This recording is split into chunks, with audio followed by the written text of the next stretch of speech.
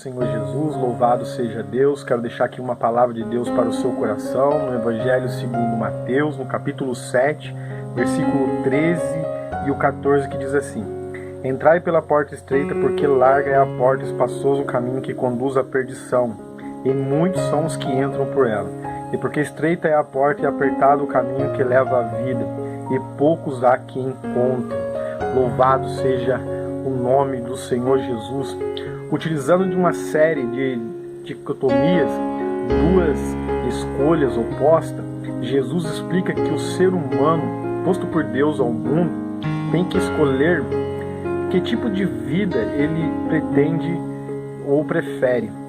Dois caminhos, dois grupos de pessoas e dois destinos. Esse conceito de duas opções que levam a desfechos diferentes permeia o Evangelho do Senhor Jesus Cristo. O exemplo que temos é Mateus capítulo 7, versículo 19, que diz assim: as duas árvores, a árvore que produz frutos bons e a árvore que produz frutos maus.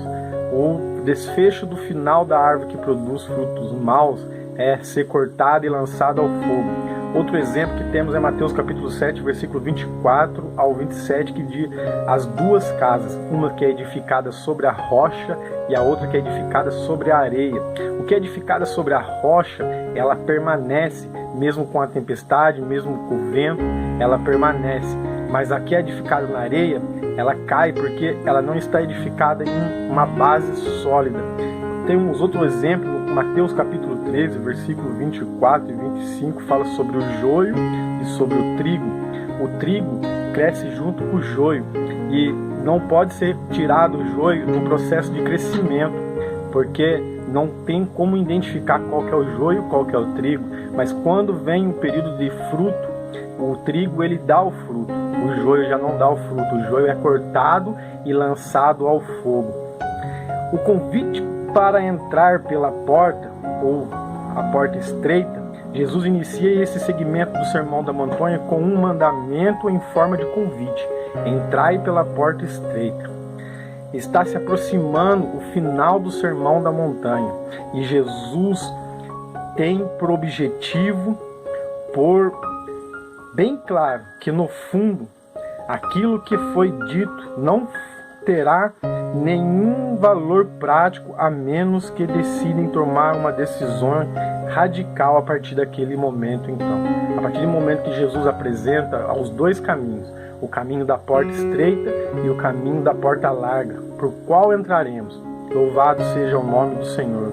A porta larga tem a ideia do mundo. O mundo oferece o caminho da porta larga, os desejos, as consciências da carne, os prazeres descontrolados do ser humano. Essa é a porta larga, ao que leva à destruição. O desfecho desse caminho é a destruição. A Bíblia diz que o salário do pecado é a morte.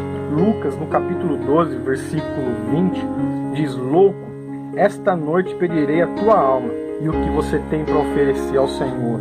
É isso mesmo.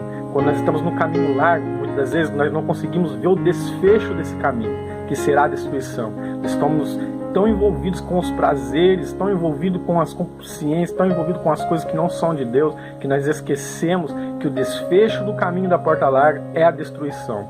Mas o desfecho da porta estreita é a salvação eterna com o Senhor Jesus. É a salvação e vida eterna com o Senhor. A palavra de Deus diz em Lucas, no capítulo 14, versículo 33, que nós temos que renunciar tudo que temos para servir a Jesus. Nós temos que renunciar até mesmo o nosso eu para estar na presença do Senhor. Nos renunciarmos para fazer a vontade do Senhor Jesus. Hebreus capítulo 9, versículo 27 diz que todos se apresentará no tribunal de Cristo. Todos se apresentará ao tribunal do Senhor Jesus Cristo. E irmãos, não tem como pôr pecado sobre pecado. Naquele grande dia chegará ao final esse caminho, e o desfecho do caminho largo é a perdição, e o desfecho do caminho estreito é a salvação do Senhor. Amém? Receba essa palavra em nome de Jesus.